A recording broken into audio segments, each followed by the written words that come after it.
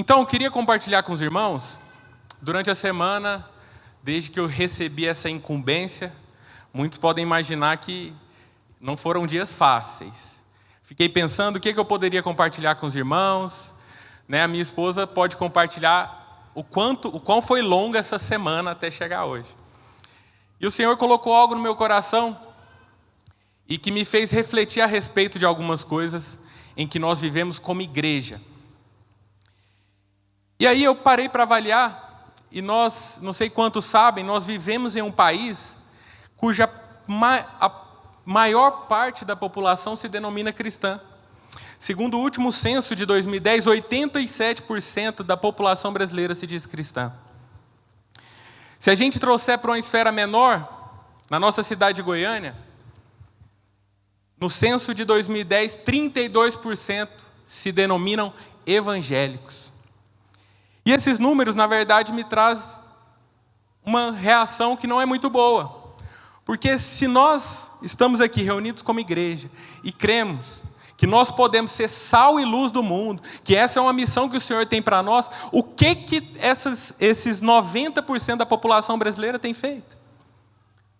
Aonde tem chegado? Se eles se diz realmente cristãos, aonde está o problema? Porque a palavra de Deus é muito clara. A palavra de Deus é poderosa. O que o evangelho é poderoso para transformar uma pessoa, isso ninguém discute. Vou trazer um exemplo que eu escutei de uma pessoa falando, que o evangelho ele tem o poder de formar mais ex-pessoas no mundo. Você pode ver que aquela pessoa que você conhece, que é ex-drogado, ex-adúltero, ex-aquilo, tudo foi transformado pelo poder do evangelho. Se você avaliar a população carcerária hoje no Brasil, que estão lá pagando pelos seus erros, a partir do momento que eles têm um encontro genuíno com o Senhor, aquela pessoa muda de vida. Se você conversar com qualquer pessoa que trabalha com a população carcerária hoje no Brasil, você vai ver que os agentes prisionais eles preferem ficar na ala dos crentes, porque é mais tranquilo. Se o evangelho é tão poderoso para transformar a vida de uma pessoa, o que essas pessoas que se dizem cristãs estão fazendo da vida? O que está acontecendo? Por que o tão chamado e tão buscado avivamento não chegou no Brasil? 90%. Por que hoje a gente olha as notícias e o mundo parece estar de mal a pior? Mas 90% é cristão. O que tem acontecido? Você já parou para pensar? E eu cheguei a algumas conclusões, e eu queria compartilhar uma conclusão. Porque a partir do momento que a gente vai para esse princípio, que o comportamento está errado, então só pode ter alguma coisa errada nesse começo, que é o quê? A crença está errada. Porque se a crença é errada, ela produz o comportamento errado. Então essas pessoas, de fato, elas não estão crendo em Jesus como deveriam crer. E hoje a gente vive num mundo... Nessas últimas semanas eu tive a oportunidade de compartilhar no nosso GR a respeito de um capítulo do livro de Juízes. E Juízes foi um momento em que Deus não tinha levantado um rei para a nação de Israel ainda. A palavra fala que cada um andava segundo o que era reto ao seu próprio coração. Agora você pensa, cada um fazia o que queria. Aí quando você for ler e estudar o capítulo de Juízes, você vai ver o tanto de tragédia que acontece. E o nosso mundo hoje está indo por esse caminho. As pessoas elas acham que devem fazer aquilo que é reto ao seu próprio coração. O relativismo toma conta das rodas da sociedade. As pessoas falam, não, a verdade não existe, a verdade absoluta não existe. Tudo é relativo, depende do meu ponto de vista. Depende daquilo. Mas eu te falo uma coisa, a palavra de Deus é clara. O mundo só subsiste com verdades absolutas. E a palavra de Deus é a verdade. E essa é a primeira base. Esse é um fundamento que muda a crença, que muda o comportamento. Então, meditando a respeito disso, eu cheguei à conclusão que o problema está no fundamento. Se o problema está no fundamento, nós temos um problema que vai refletir ao longo dos anos. Da mesma forma que quando você vai construir uma edificação, você investe bastante na fundação para que haja essa sustentabilidade, eu te convido hoje a que a cada dia você invista nos fundamentos da fé, dos fundamentos da fé do seu coração. O apóstolo Paulo fala lá em Efésios 4,14, para que não sejamos mais meninos inconstantes, levados em roda por todo o vento de doutrina, pelo engano dos homens que com astúcia enganam fraudulosamente.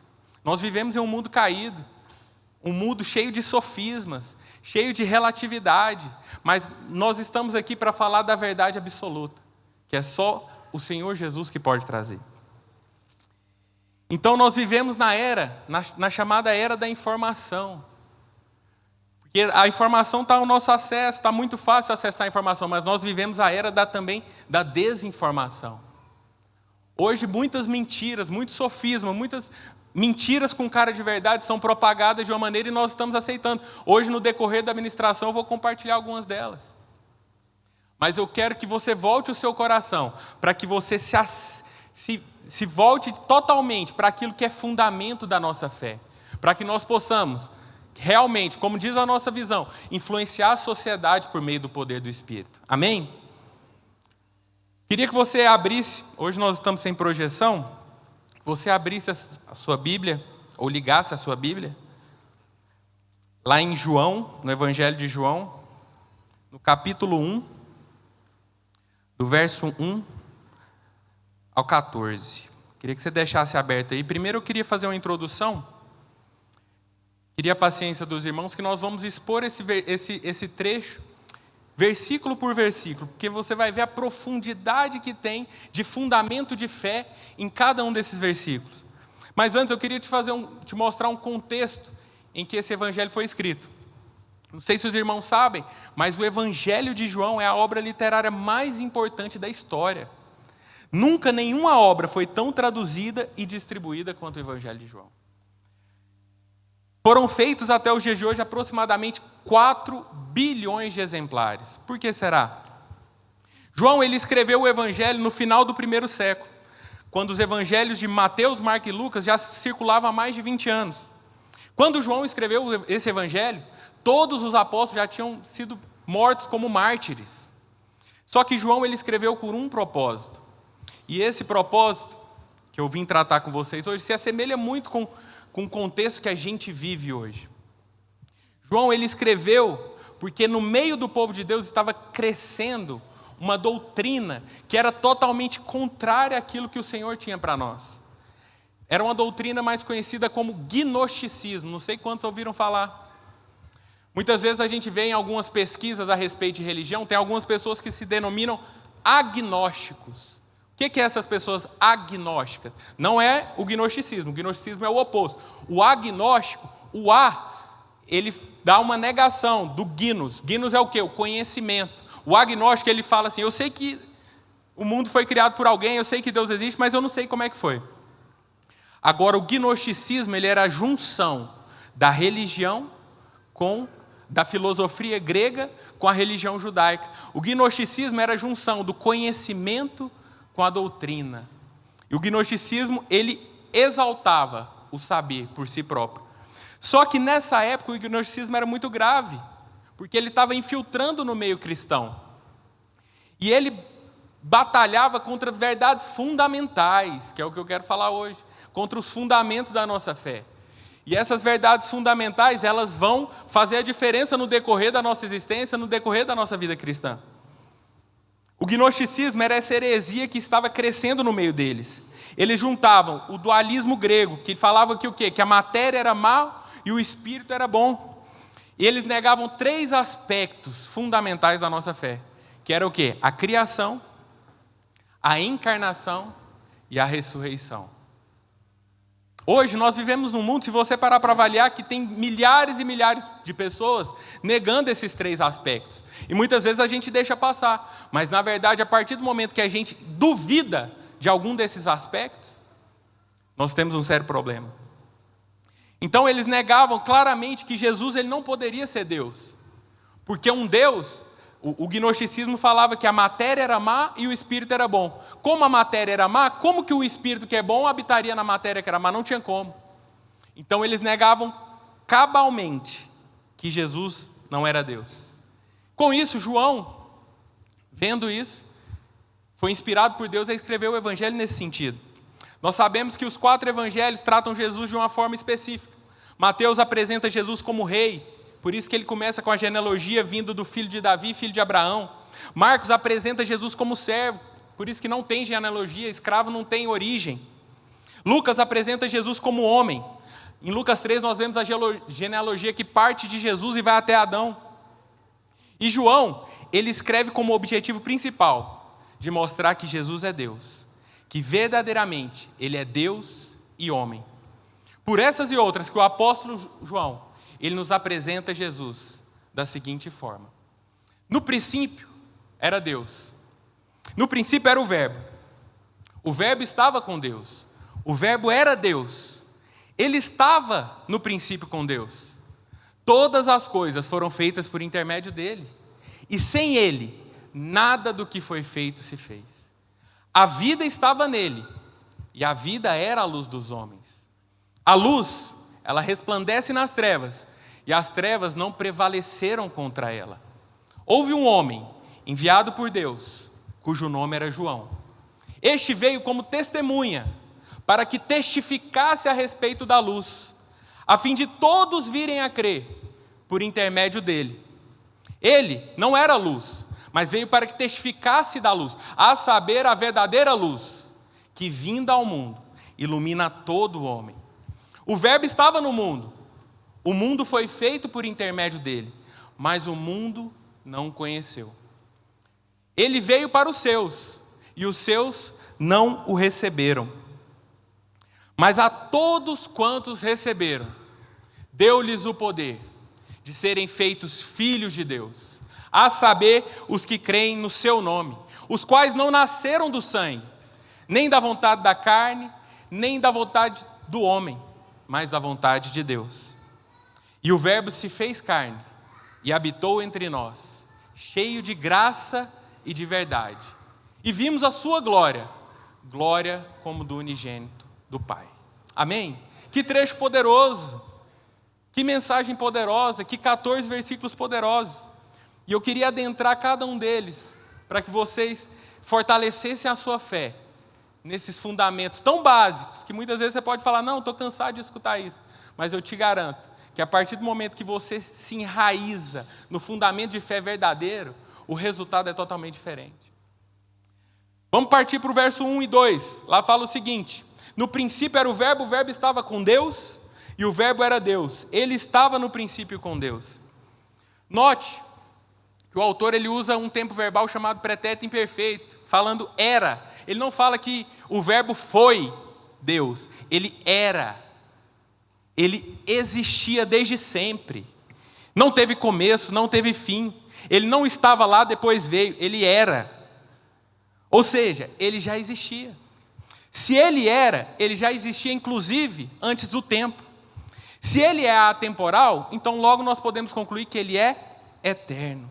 E eternidade é um atributo de Deus. Você vai ver que João usa uma estratégia muito definida para mostrar e exemplificar o porquê que Jesus era Deus. A primeira é mostrando o seu atributo, que ele tinha os mesmos atributos de Deus. Então, nós entendemos que Jesus é eterno. Por isso, ele tem um atributo de Deus. Tem um filósofo grego chamado Aristóteles, que lá no início da filosofia grega, ele decide pontuar um livro que chama As Categorias de Aristóteles. E que ele fala, e ele chega à resolução, que o ser humano ele só consegue entender algo que se engloba nas categorias humanas. Vou te trazer um exemplo.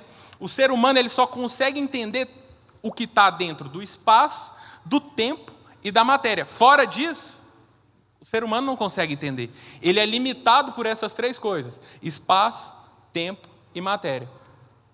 Muitas vezes nós tentamos entender a eternidade. Só que se eu te dar um exemplo, se você pega 1 milhão de anos e tira um dia, nós não temos mais 1 milhão de anos, correto? Agora, se você pega a eternidade e tira um ano da eternidade, ela continua sendo eternidade. Se você pega a eternidade e tira 1000 anos da eternidade, ela continua sendo eternidade. Logo, nós chegamos à conclusão que eternidade não é tempo. Logo, se não é tempo, a gente não consegue entender. Logo, precisou de algo que seja eterno para que criasse isso. E esse que é eterno foi quem organizou tudo isso. Ele estava com Deus. Ele continua. Esse fato de João falar que ele estava com Deus mostra que o Verbo era um ser pessoal. Ele não era um ser impessoal, ou um ser menor, como pensavam os gregos, ou só acima dos anjos. Não, ele estava com Deus. Ele relacionava, ele era co-igual, ele era co-eterno, ele era co-substancial com o Pai. É a mesma coisa. Aí ele termina falando, o verbo era Deus. A mesma substância, os mesmos atributos, e realiza as mesmas obras. Muitos tentam levar Jesus como uma boa pessoa. Quantos aqui já escutaram? Jesus foi uma boa pessoa, tem ideais bons. Jesus, às vezes, foi até um revolucionário para a sua época. Mas Deus não foi. E essa é uma afronta ao verdadeiro cristianismo. Porque Jesus, lá em João, no capítulo 14, verso 9, não precisa abrir, ele fala assim, ele diz que quem me vê a mim, vê ao Pai, e eu e o Pai somos um. Como que uma pessoa que fala uma afirmação dessa, ela pode ser apenas uma boa pessoa, vendo o nível de afirmação que ele faz? Tem um escritor famoso, cristão, C.S. Lewis, que ele fala que ele dá 3 hipóteses do que se pensar a respeito de Jesus, baseando nessa afirmação. Se ele fala que ele é Deus, nós temos apenas 3 opções, não podemos fugir disso. Ou ele é mentiroso, e o mentiroso não pode ser uma pessoa boa, não pode ser uma pessoa com ideais bons. Ou ele é louco, e louco também não pode ser uma boa pessoa, não pode ter ideias revolucionárias. Ou ele tem a terceira opção. Ele é quem realmente que ele está falando. Então hoje, eu quero que você saia daqui com essa convicção. E fortaleça essa convicção no seu coração. Porque da mesma forma que João, ele enxergou que aquele momento necessitava que essa verdade fosse revelada de uma forma mais intensa, hoje no nosso mundo, as estatísticas mostram que as pessoas não têm essa convicção. As pessoas lidam com Jesus como se fosse mais alguém, mais um ensinador, mais uma frase de efeito. Mas Jesus é o próprio Deus, o próprio Criador de todas as coisas. Nós vamos discorrer mais a respeito disso. Vamos para o verso 3. Todas as coisas foram criadas por intermédio dele, e sem ele, nada do que foi feito se fez. Note que Jesus ele não estava lá, Deus não estava gerando Jesus antes dele descer. Jesus ele participou da criação de forma ativa. Olha o que acontece. O que João fala? Todas as coisas foram feitas por intermédio dele, sem ele, nada do que foi feito se fez. Ele estava totalmente participante de toda a criação. Ele existia antes de tudo. E aí, mediante a isso, nós temos 4 pontos que eu quero tratar com você. Na verdade, 3 pontos que eu quero tratar com você. Acerca da criação, nós podemos pontuar alguns fatos. Primeiro, a matéria ela não é eterna. Nosso mundo ele é formado por matéria e energia. E tanto a matéria quanto a energia não formam a si mesmas. Nosso mundo ele é governado por leis, e leis não são formadas por conta própria. Logo, alguém independente das matérias, independente das leis que governam o nosso mundo, precisou ter criado. Não tem como. A criatura sempre é menor que a criação. Se você vê uma criatura, você logo imagina que há o Criador. Vou te dar um exemplo. Se eu olho para essa luz aqui, para esse LED, se você achar esse LED em qualquer parte da história, você vai chegar à conclusão que isso aqui formou por conta própria? Não tem como. Por que não? Porque você vê que teve um projeto, você vê que tem parafusos encaixados exatamente onde precisava ser, você vê que tem uma funcionalidade, você vê que tem um propósito. Então por que tem um monte de gente querendo questionar, falando que nós fomos criados por acaso? Sendo que nós vemos em cada detalhe a projeção de um Criador. Porque se as coisas funcionam de uma maneira muito perfeita, se as leis elas conseguem conviver, coabitar de uma forma tão rigorosa, por que tem gente que vem questionar esses aspectos? Então não seria possível o nosso mundo existir de forma espontânea. O mundo foi criado. O mundo foi criado pelo Criador. E o Criador, Ele é o nosso Redentor. Amém? Segunda mentira que às vezes a gente escuta aí como se fosse verdade. Não tem como nós surgirmos de uma explosão cósmica. O caos não cria o cosmos. A desordem não produz a ordem. Hoje nós temos 26 constantes universais que mostram o porquê que o nosso mundo funciona. Vou te dar um exemplo. Essas constantes universais é como se fosse... Lembra aqueles sintonizadores de rádio? Não sei quantos lembram daqueles sintonizadores de rádios analógicos. Eu mexia muito com rádio, escutei muito Gol do Goiás no rádio. E esses sintonizadores de rádio, eles são... Você mexe um pouquinho a frequência, a rádio sai do ar. Você mexe um pouquinho para cá, ela sai do outro lado. E aí eles são completamente ajustados. O nosso mundo é como se tivesse 26 desses em sequência. Se um tiver desajustado, o mundo entraria em colapso. E essas são as constantes universais cientificamente comprovadas que regem o nosso mundo. Então não tem como. Não tem como nós termos sido criados por acaso. Se a gente parar para avaliar a localização do nosso planeta, Deus nos colocou no lugar exato, a distância exata do Sol, era a única forma de existir vida. Se fosse a 1 metro para frente, 1 metro para trás, a vida estava comprometida. A posição no sistema solar, tem um estudo que eu estava lendo essa semana, que Júpiter ele está numa posição que ele consegue, por ser um planeta de maior massa, ele consegue ser um escudo protetor da Terra. Se Júpiter estivesse para lá, ele protegeria outro planeta e não faria sentido. Então, cada detalhe da criação foi planejado. Se a gente parar para avaliar no nosso mundo aqui, nós olhamos para a nossa Lua. A Lua ela é responsável por um fenômeno mais conhecido como fenômeno das marés no nosso oceano. Se não existisse o fenômeno das marés, as nossas praias seriam lixões a céu aberto. E aí, muita gente nos leva a acreditar que isso é por acaso. Eu te falo com toda a convicção. Foram as mãos do nosso Senhor que fez todas as coisas. E Ele é o nosso Redentor. E Ele que veio aqui para ser o nosso Redentor. Essa é uma verdade muito poderosa, irmãos. E terceira e última, falando a respeito da criação. Tem uma verdade, que é uma teoria que se diz que é tratado como lei no nosso meio acadêmico, no nosso meio estudantil, que faz com que isso pareça que, quando a gente fala o contrário, parece que a gente está falando uma coisa muito louca. Nós não somos resultados de evolução. Não somos resultados do naturalismo. A teoria da evolução nunca passou de uma teoria. Nunca teve uma prova empírica que mostre a evolução.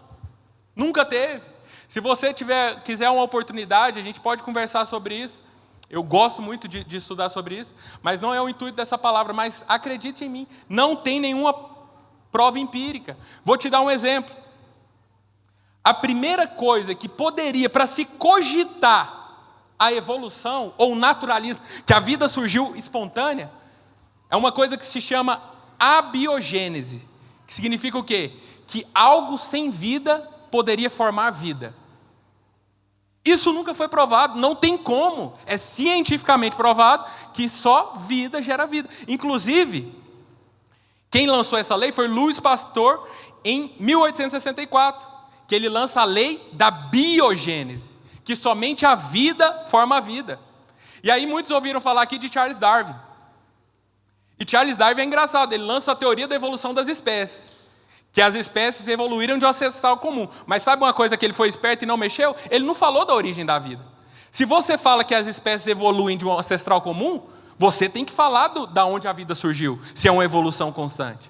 Mas aí Charles Darwin pula a origem da vida e começa a falar das evoluções da espécie. E hoje nós temos em livros de biologia recheados como se isso fosse uma verdade absoluta.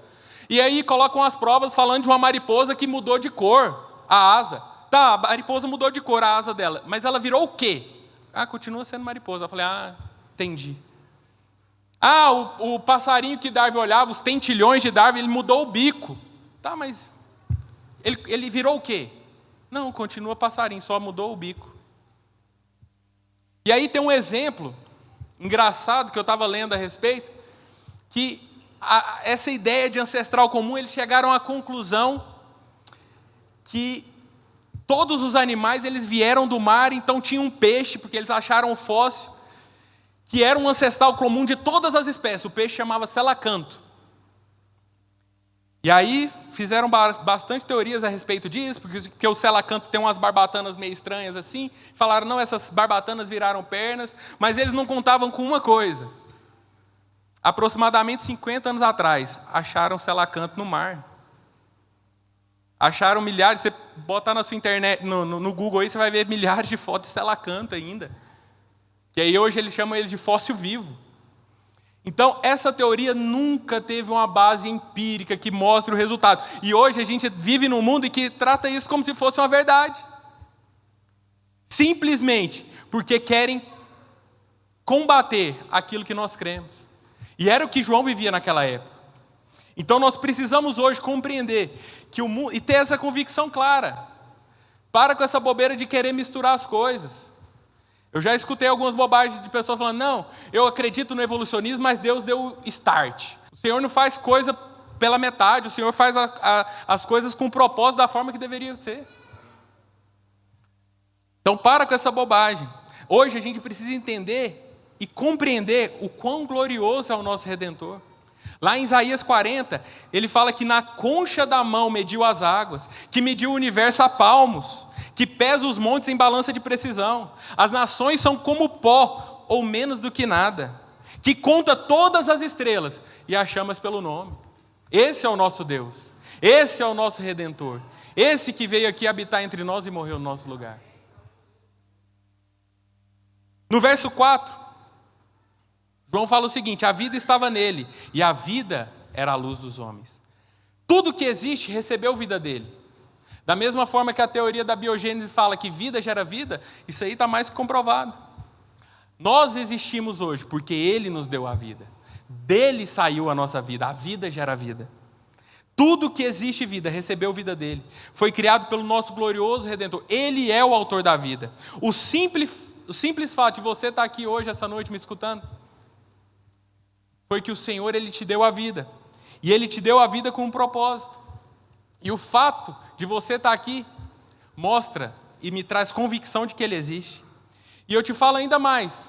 Se até hoje Ele tem preservado a sua vida, mesmo em dias tão difíceis, eu declaro sobre a vida de você que Ele tem um propósito a se cumprir. Que você será muito usado por Ele e através dEle. É por isso que o Senhor te trouxe aqui. É por isso que Ele te criou e por isso que Ele te deu a vida. E aí, nós chegamos a uma pergunta. Beleza, o Senhor criou a vida. O Deus que me deu a vida. Mas quem criou Deus? Lembre de algo. Nós só conseguimos entender aquilo que está dentro do espaço, tempo ou matéria. Eu só tenho uma afirmação para te falar. Deus, Ele não existe. Porque se Ele existisse, Ele precisaria ser criado. Então Ele não foi criado, Ele é. Deus é, e sempre foi, e sempre será. E aproveita disso, e guarda essa mensagem no seu coração e ponto final. Não tem essa história, mas quem criou? Não cabe na lógica humana. A lógica de Deus é muito maior do que aquilo que a gente entende, por espaço, tempo e matéria. Então coloca uma coisa na sua cabeça, Deus, Ele é. A ciência e a filosofia, ela procura sempre uma causa, e uma causa para todo efeito. Mas hoje eu estou aqui para te falar que a causa do espaço é a onipresença. A causa do poder é a onipotência. A causa da sabedoria é a onisciência. E a causa da eternidade é o eterno. Então saiba disso. Encha o seu coração de fé essa noite. No verso 5, nós temos o apóstolo João vai falar a respeito da luz. Que a luz resplandece nas trevas. E as trevas não prevaleceram contra ela. Um princípio que nós aprendemos aqui é que a luz, ela nunca terá medo das trevas. Quando a luz, por menor que seja, chega num lugar escuro, as trevas vão embora, porque ela ilumina. A luz é facilmente notada em meio às trevas. E isso traz de princípio para nós, porque o Senhor, Ele nos manda ser luz. E hoje nós vivemos em um mundo em que a luz é facilmente notada. Então aproveita disso, que isso te encoraje. Porque muitas vezes a gente pode pensar, não, mas o mundo está perdido, eu não consigo fazer a diferença, vai continuar do mesmo jeito, não importa o que eu faço. Eu te falo uma coisa, aonde você for plantado, seja luz, que você será resplandecente naquele lugar. Amém? E por outro lado, a partir do momento que a gente enxerga que a luz ela é muito maior que as trevas, nós temos a convicção que o trono de Jesus ele é inabalável. Que a luz de Jesus, é o que João fala, que as trevas não prevaleceram contra ela e não vão prevalecer. Nada tem poder para tirar Jesus do seu trono. Eu sei que nós passamos por muitas aflições, nós vivemos em anos turbulentos. Nós estamos no meio de uma pandemia que parece que nunca vai ter fim. Mas saiba que pandemia alguma tem poder de tirar Jesus do trono. Crise política nenhuma tem poder para tirar Jesus do trono. Crise econômica nenhuma tem poder de tirar Jesus do trono. Eu tenho falado uma frase muito, quem está perto de mim deve estar cansado de ouvir. Mas o Senhor Jesus é aquele que tem as rédeas da história na sua mão. Saiba disso. Sabe o Criador dos céus e da terra, o Criador de tudo que existe? Ele está no controle da história. Ele está no trono e não tem trevas alguma que possa tirar ele de lá. João, então, ele escreveu isso para provar a tese. Que o Senhor Jesus, ele é Deus porque ele tem os mesmos atributos. Ele é eterno, pessoal, divino e autoexistente. E ele faz as mesmas obras. Ele é o Criador, o doador e o preservador da vida. Mediante a essas revelações, tudo aquilo que a gente falou a respeito de criação, a respeito de que o Senhor Jesus realmente é Deus sobre todas as coisas, nós não podemos sair dessa reunião de maneira neutra. Nós não podemos sair dessa reunião com aqueles pensamentos que eu falei do começo. O próprio Jesus fala em Lucas 11, 23, fala: quem não é por mim, é contra mim. E quem comigo não ajunta, espalha. Então eu te falo hoje que você é escravo da sua liberdade, do seu poder de decisão. E isso está dentro de você. A maneira que você vai crer a partir daqui para frente é que vai mudar o seu comportamento. Eu vou te dar um exemplo. É como se você estivesse dentro de um barco. E o barco, chega uma pessoa na beira do barco e está gritando para você: "Oh, o barco vai cair no abismo, vai cair na cachoeira." E essa pessoa te alertou.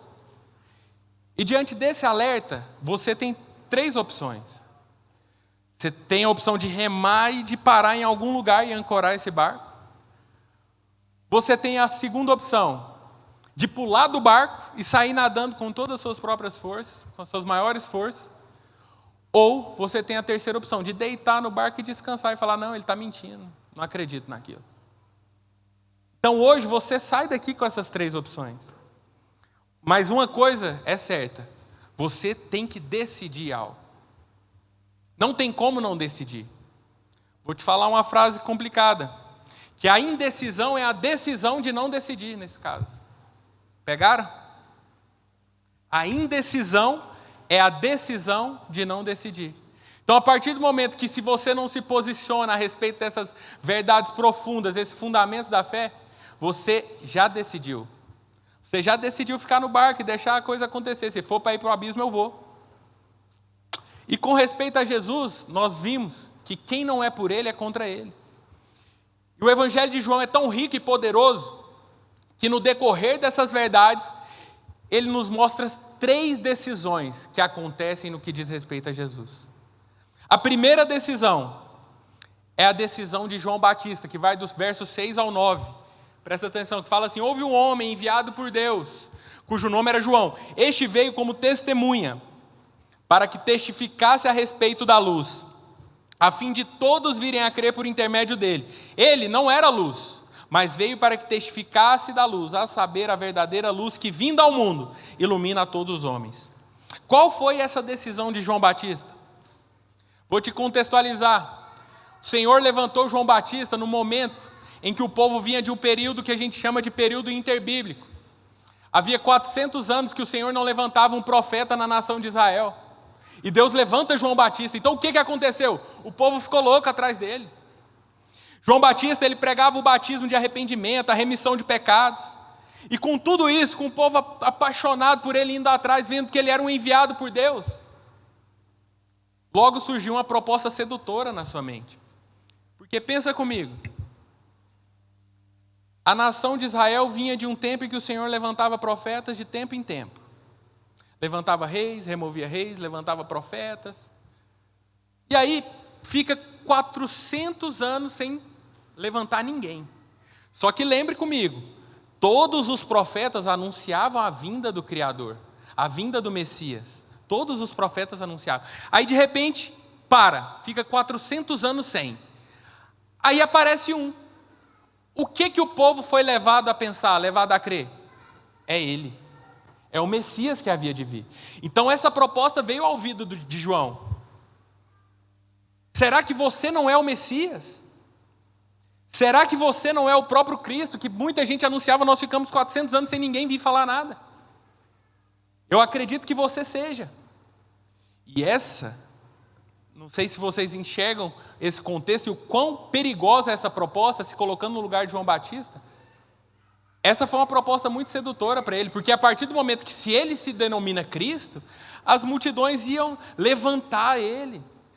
Ele teria milhares de privilégios, ele seria ouvido. Só que João, ele toma uma decisão. Ele toma uma decisão que serve de exemplo para nós hoje. Ele foi categórico na afirmação dele. Ele fala, eu não sou a luz. Em Mateus 3,11 ele fala, eu vos batizo com água para arrependimento, mas aquele que vem depois de mim é mais poderoso do que eu, cujas sandálias não sou digno de levar. Ele vos batizará com Espírito e com fogo. João, ele toma a decisão de colocar a glória totalmente em Jesus. Em João 3,28 fala o seguinte, eu não sou o Cristo, sou o precursor. E João 3,30, João Batista fala, convém que ele cresça e eu diminua. E essa é uma decisão poderosa, é uma decisão que nós devemos tomar como exemplo. Nós vivemos em um mundo em que pessoas morrem por causa de reconhecimento. Nós vivemos na geração das redes sociais. Nós vivemos em um mundo em que as pessoas morrem por causa de um like, por causa de um comentário, por causa de um compartilhamento. Essa é a geração que a gente vive. Mas nessa geração nós levantaremos um povo que vai ser luz nela para falar, eu não tenho nada, é tudo dele. Em mim não tem nada, a glória é toda dele. Esse é o posicionamento de João, essa é a decisão que João Batista tem e essa é a decisão que ele nos orienta. Em todos os momentos que nós vemos que de alguma maneira nós buscamos algum tipo de reconhecimento para nós mesmos, nós estamos andando pelo caminho errado.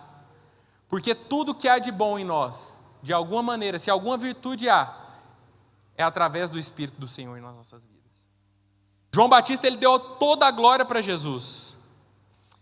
Mas uma coisa que eu quero que fique claro nesse aspecto, é que você sempre entenda que a glória é sempre dele. No verso 10 e 11 vem a parte triste da história. Vem a decisão errada. Vem a decisão que realmente choca pelo que aconteceu. Que no verso 10 e 11 fala o seguinte, o verbo estava no mundo. O mundo foi feito por intermédio dele. Olha que afirmação forte. Mas o mundo não o conheceu. Ele veio para o que era seu, e os seus não o receberam. O verso 10 e 11 fala de uma parte triste, que foi a rejeição dos judeus, a rejeição de Jesus pelos judeus. Como eu falei no Antigo Testamento, tudo apontava para Cristo. Era Ele quem eles estavam esperando há muito tempo. Tem um termo teológico que fala que chama de convergência bíblica, que mostra que tudo converge em Cristo. Tem um outro termo que fala da tipologia bíblica, que tudo aponta para Cristo no Velho Testamento. E eles eram estudiosos do Velho Testamento, eles eram estudiosos da Torá. Só que eles não o reconheceram. Na Torá, no Velho Testamento, Jesus era a árvore da vida, o cordeiro do holocausto, o sumo sacerdote. Jesus era apontado pelas pessoas, pelas festas, pelos objetos, tudo apontava para Cristo, tudo apontava para Ele. Só que os seus não enxergaram. Só que eu vou te trazer, beleza, você está falando dos judeus, de um povo distante, que eles perderam a oportunidade deles.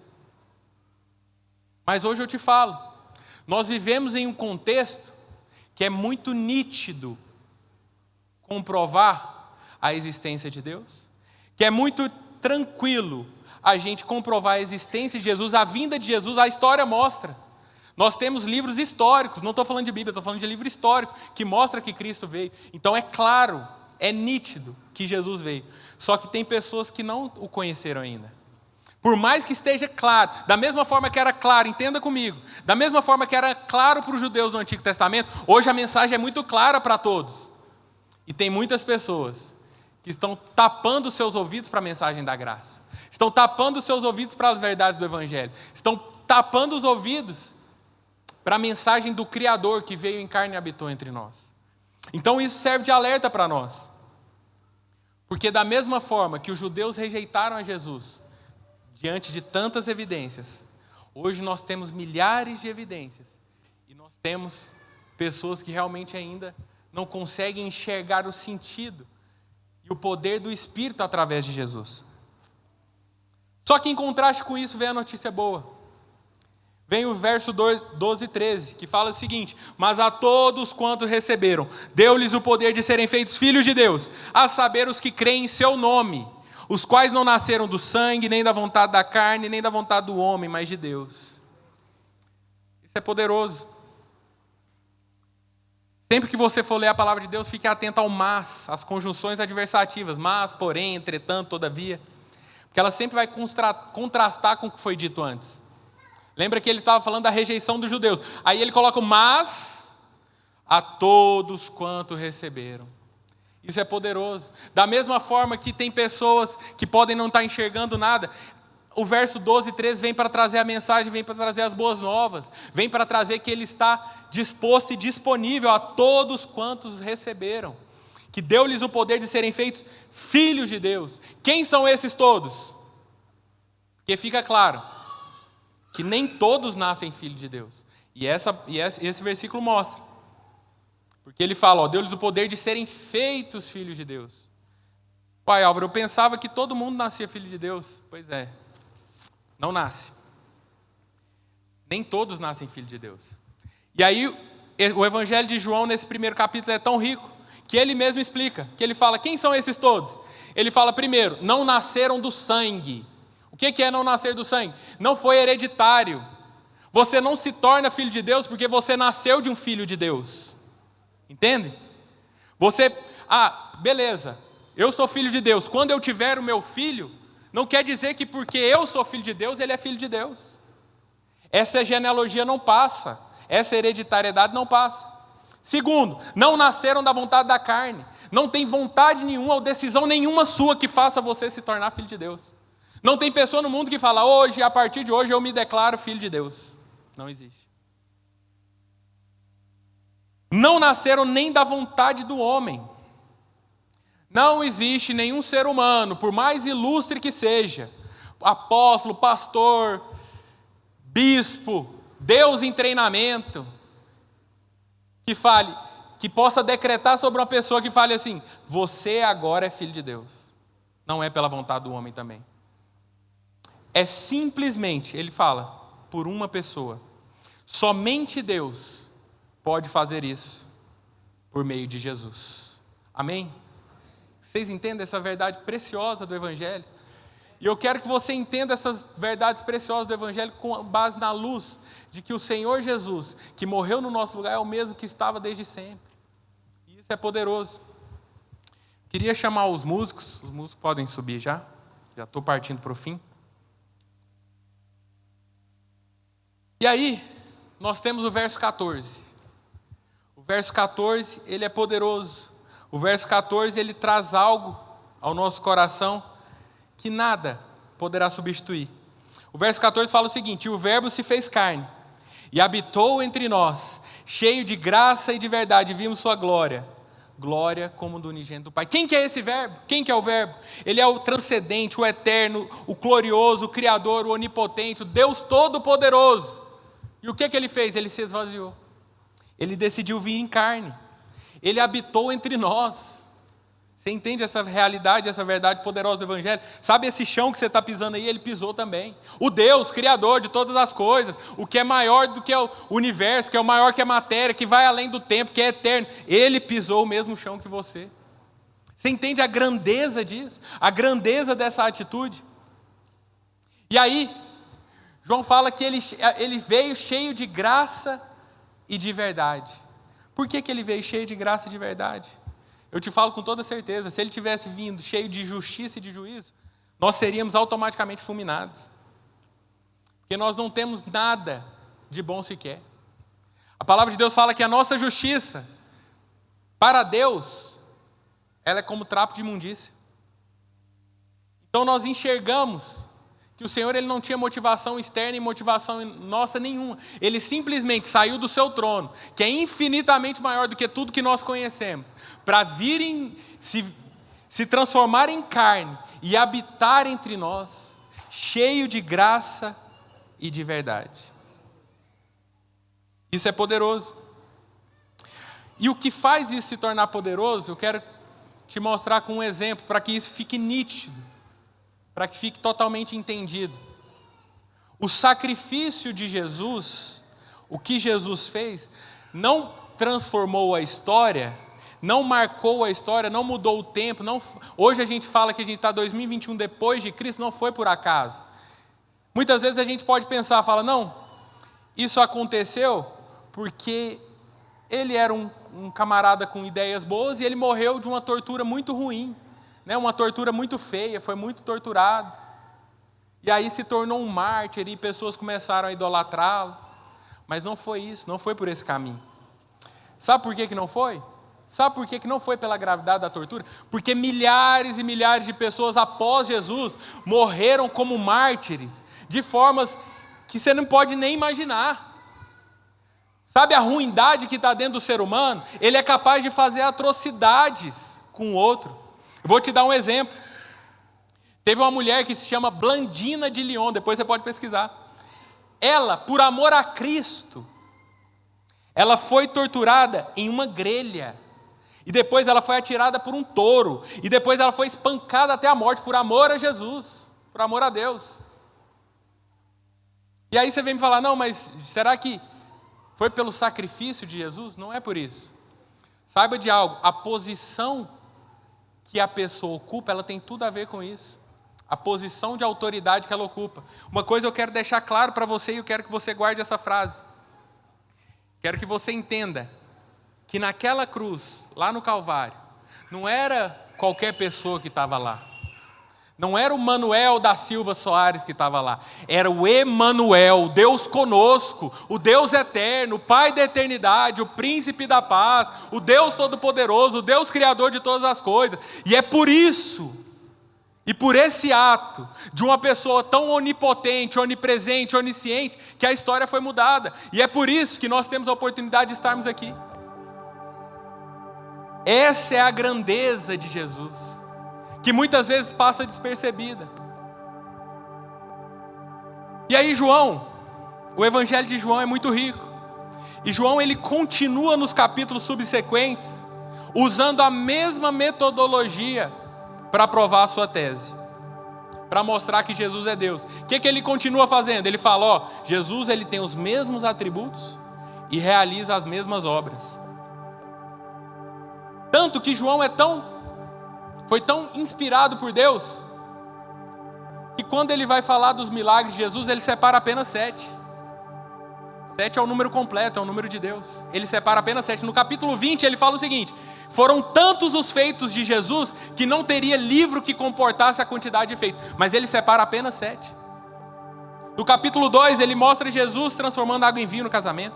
No capítulo 4 ele mostra a cura do filho do oficial. No capítulo 5 mostra Jesus curando o paralítico. No capítulo 6 a multiplicação de pães e peixes.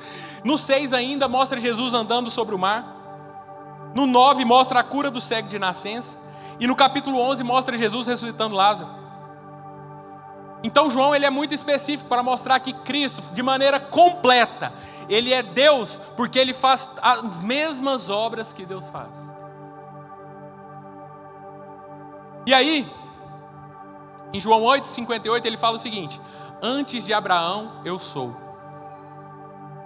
E João, ele separa 7 declarações, onde Jesus diz quem ele é. Lembra que ele usa sempre as obras e os atributos. Ele falou das obras nos milagres, e ele separa 7 declarações no Evangelho de João inteiro, em que Jesus diz quem ele é. Jesus no Evangelho de João, no capítulo 6 fala, eu sou o pão da vida. No capítulo 8 ele fala, eu sou a luz do mundo. No capítulo 10 fala, eu sou a porta. No capítulo 10 ainda ele fala, eu sou o bom pastor. No 11 ele fala, eu sou a ressurreição e a vida.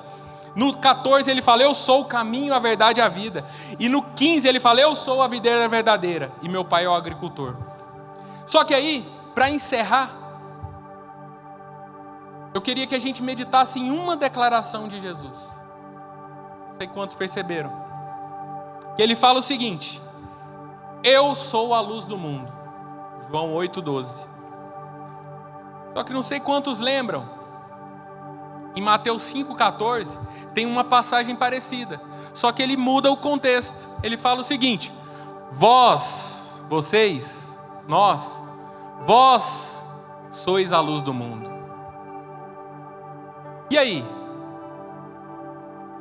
Nós temos a contradição bíblica? Será que história é essa? Como que ele é a luz, mas em um momento ele fala, vós sois a luz do mundo. Como que nós podemos entender esse mistério? Como que nós podemos chegar à conclusão de um mistério tão profundo? Vou te dar um exemplo através da criação. A palavra de Deus fala que a criação aponta para o Criador. O sol, ele brilha, amém? O sol brilha. Por que o sol brilha? Porque ele tem luz própria. Amém? O sol brilha porque tem luz própria. A lua, ela brilha. Amém? Acho que alguns já entenderam. Por que a lua brilha? Eu quero encerrar com essa mensagem, com essa verdade poderosa do Evangelho do Senhor Jesus. O próprio Deus, Criador de todas as coisas, maior do que tudo que você possa imaginar, aquele que mede os montes com balança de precisão, aquele que mede o universo inteiro a palmos, Ele um dia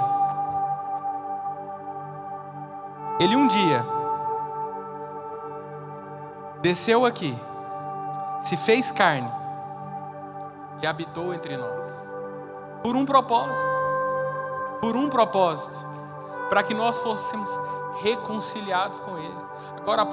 Agora nós vamos ter um momento da nossa ceia, mas no momento da ceia eu quero que você lembre disso, que o Senhor, Criador de todas as coisas, foi Ele mesmo que se despiu de toda a sua glória e veio habitar entre nós, para que nós possamos nos relacionar com Ele e principalmente nos refletir a imagem que Ele quer, refletir a luz que Ele emana. Eu quero deixar uma mensagem com você. A nossa igreja, a igreja Emaús, a igreja qualquer que seja, ela não é luz do mundo da mesma forma que Jesus, porque a igreja em si, ela não tem luz própria.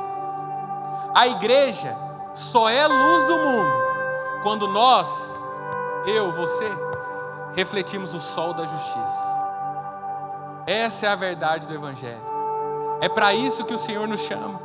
É para isso que o Senhor nos chama, para mudar as estatísticas. É triste você ver uma verdade tão poderosa dessa nos gerar resultados que poderiam ser grandiosos. 90% de uma nação se diz cristã. E o que tem acontecido no mundo? O mundo vai de mal a pior. O Brasil vai de mal a pior. Esse é o momento de nós nos posicionarmos, de entendermos as verdades do Evangelho, para que nós possamos ser essa luz que vai refletir o sol da justiça. Aleluia! Fique de pé onde você está, nesse mesmo espírito, com base nessas verdades. Queria que você fechasse seus olhos.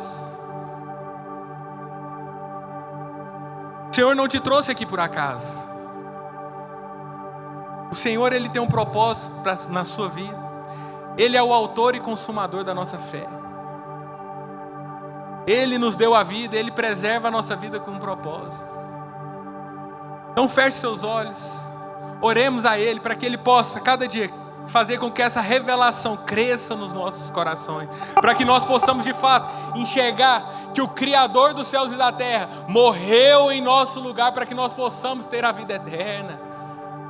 Que Ele nos faz sermos luz em um mundo cheio de trevas. Porque simplesmente Ele quer que nós reflitamos o sol da justiça.